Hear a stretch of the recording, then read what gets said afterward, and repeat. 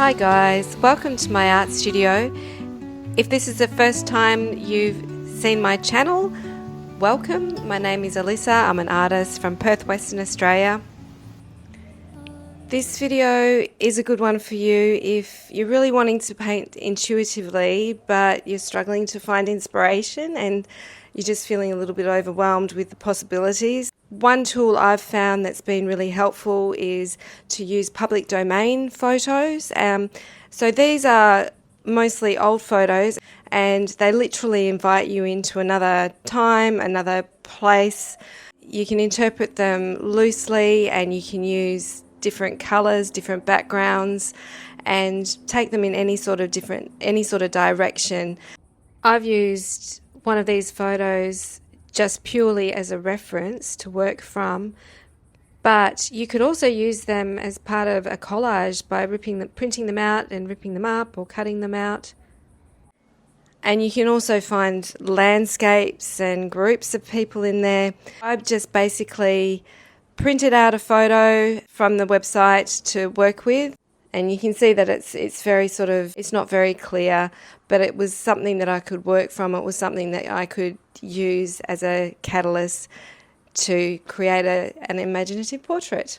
So anyway, I hope you enjoy and see you next time. Bye.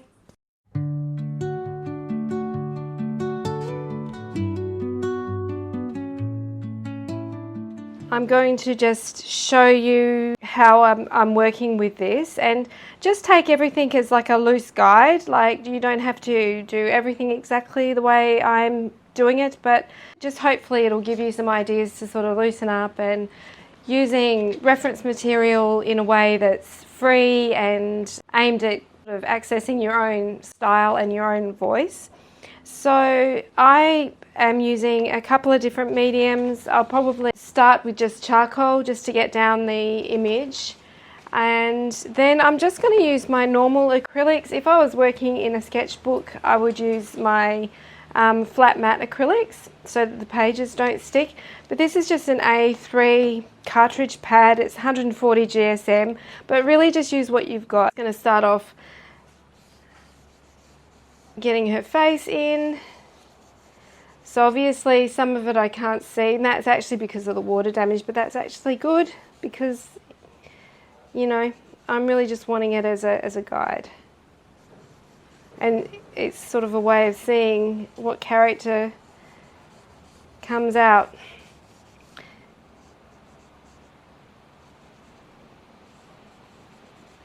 I think with doing portraits, imaginative portraits, like people always sort of feel like it needs to be of somebody, but you know, faces are so descriptive of so many things. We've got the face of the moon. We've got the face is like the expressive part of whatever it is, and so we can take a lot of liberty with that and use faces to feed the imagination and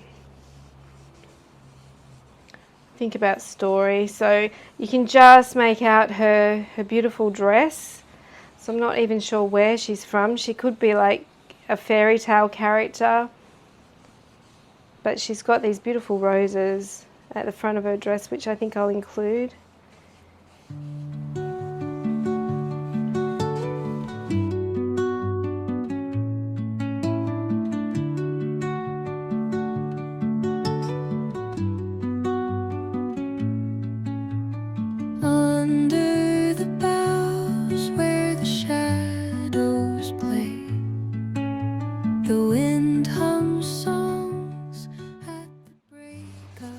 And once again, like, the background can just be my own sort of thoughts and imagination. So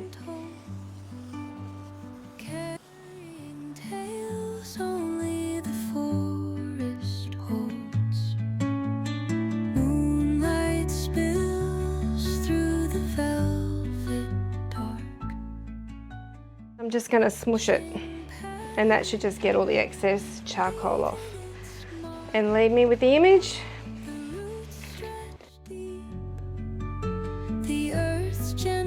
Acrylics tend to dry flat and they tend to dry a little bit darker, And sometimes I like to capitalize on this and allow the paint to sort of be patchy in a way so that you can see the different patches of color distinctly type thing. I think it creates a lot of interest. Acrylics are really good for using in mixed media because they work so well with such a variety of different things. So yeah, I think I'm pretty much sold on them. I pretty much like them. They don't have any toxic fumes. But every now and again I do like to work with oil paints. They've got a depth in them that you can't quite get with acrylics. However, that said, acrylics work really well with glazing techniques, and that's what I ended up doing at the end of this little painting. I always feel a lot more experimental in my mindset when I'm using acrylics just because of the immediacy of them. Like, they dry really quickly, and there's just that feeling of, I don't know, just see what happens, and you can really not be as precious with them, I think. I think that's what it is. They don't feel as precious somehow, which is a really good thing for me in my practice.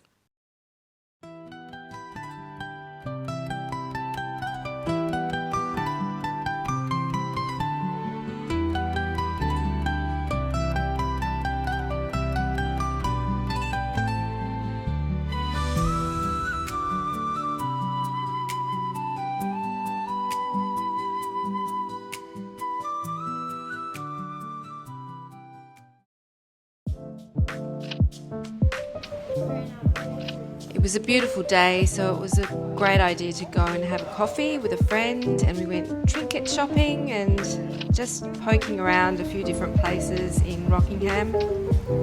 Might as well. You can have a seat. Yeah.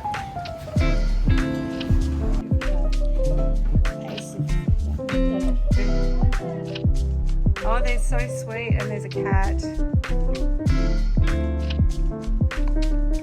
That's gorgeous.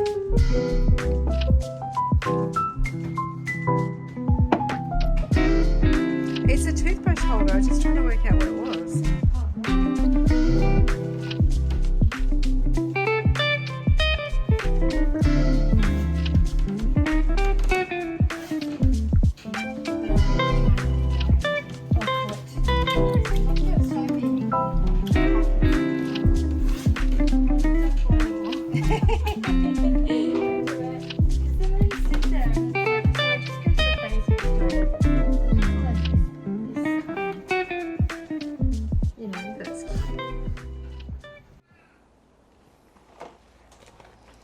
I've got some flower references as well. It's always good to keep new references and insects. Look at that. I just wanted some different shapes of flowers.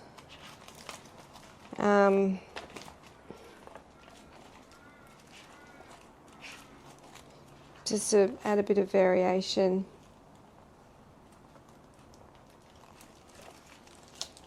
I haven't got an awful lot in here. That's okay.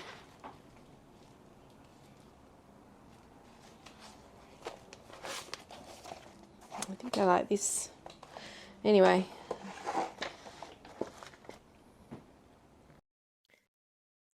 I feel like sometimes it can feel more satisfying working from a reference just because of that muscle memory, because you're using your eye-hand coordination and focusing on visual spatial relationships, and it just relaxes your mind.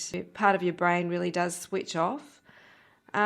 Yeah, it's really difficult to free yourself of the mindset of that inner critic and what you should be doing.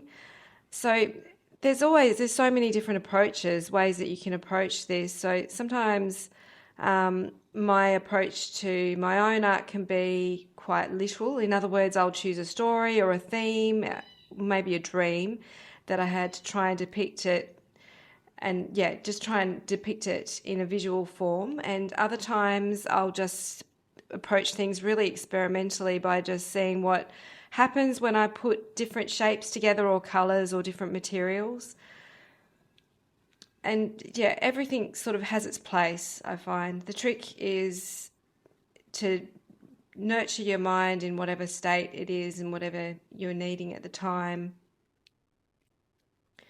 I know that when I've been facilitating art workshops or art classes for kids, I've met so many different people that have, I guess, different roadblocks in their art and creative expression that they're wanting to overcome. And it really is not one size fits all. Like, you've really got to find what works for you. So one of this sort of activity is just one tool in your toolkit, I guess.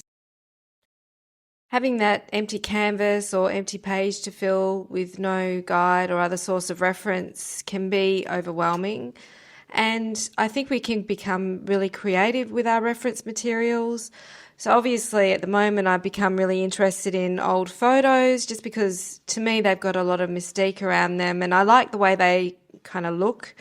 But there's lots of things we can do to give ourselves some reference materials, from taking our own photos to old magazines. Also, sometimes responding to artwork is a really good way of activating the imagination, because when we respond to other people's art, we're almost entering into their world in the same way we do when we read books and stories. I think something happens when we're working with photos, though, that we almost feel like we're copying somebody else or it's not our own work. And I think that's really sad because we're all going to have a different way of interpreting something. The important thing is that to ask yourself, what are you drawn to? What do you like? What do you like looking at? And we're all just going to have a different thumbprint. We all take inspiration from everything around us, every activity we do, every happening in our world, the place where we live. We're always being flooded with imagery and we're responding to our environment constantly. So the only difference is when we create art, we're being more intentional about it and thoughtful about it in a way. In a way, we're making sort of things that are not visible. So things that are going on in our mind when we paint and draw intuitively become visible and real. So I feel like that's just part of the healing quality of art. One of the healing qualities of art is its ability to make the invisible things visible.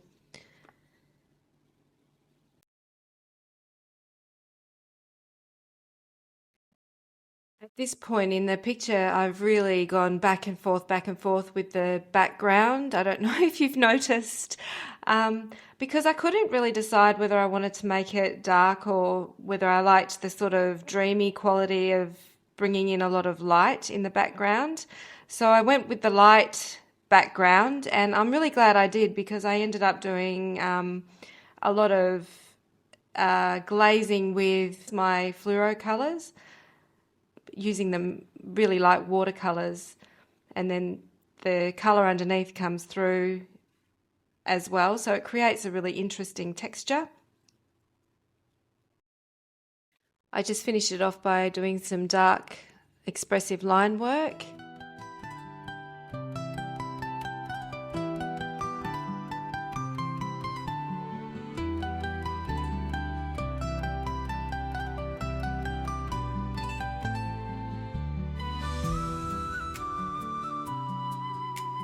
Thank you for watching. As always, wishing you joy in your creativity and in your artwork, and I hope you have a fantastic day. See you next time. Bye.